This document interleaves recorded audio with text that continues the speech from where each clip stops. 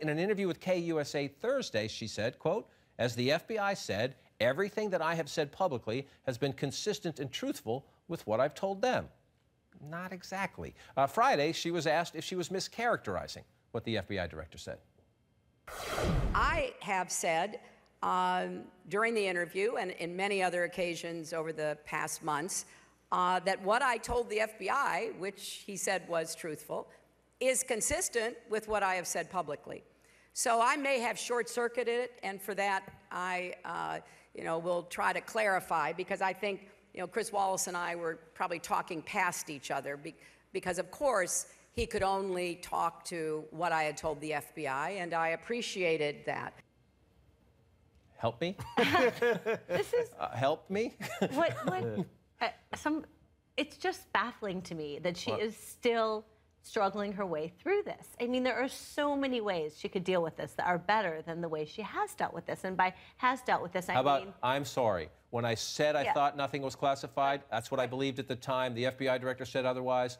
It was even a bigger mistake than I thought. I'm sorry. It won't happen again. How about that? But here's the thing, is that I'm not sure that...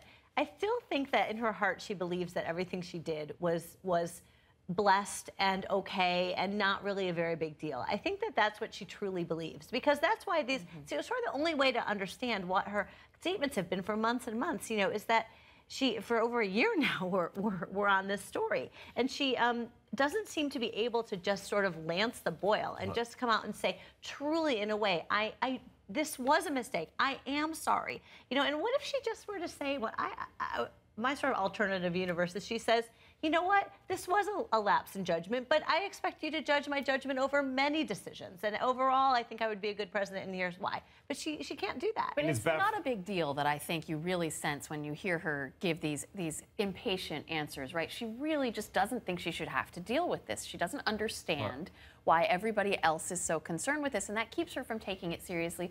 What you hear from a lot of people close to the Clintons, or their defenders, is, well, they went through all these phony scandals in the 90s, therefore this is another phony scandal. Well, that doesn't follow, right? This is not phony. Don't run for, if you don't want to deal with this, don't run for president. But she has those battle scars from those past battles that have made her so defensive that she isn't capable of just giving. And what's really baffling is that they know her biggest vulnerability is untrustworthiness and honesty. I mean, that recent Washington Post poll and CNN poll have her mid-30s in whether or not voters believe she is trustworthy and honest. And when you look at, if you watch that hearing, I was at that hearing, Director Comey was not vindicating her. He was blasting her for her statements over and over again, saying that if she were an employee of the FBI, potentially she could have been disciplined, could have been fired, may have actually put the nation's secrets at risk by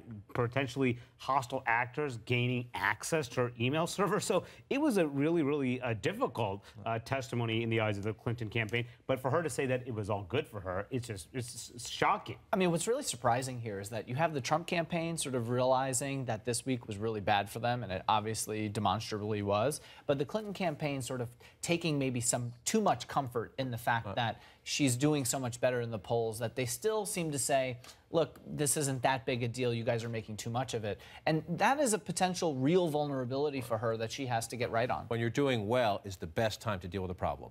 When you have the space to deal with a problem is the best time to deal with a problem. And there are warning signs for sure. In that Journal NBC poll I mentioned, as many people who thought that the Khan situation was was disturbing and a major concern for Donald Trump, said the email situation was a major concern about Hillary Clinton. I mean, this is still out there among voters. This isn't just people like this around this table. I mean, real voters have real concerns.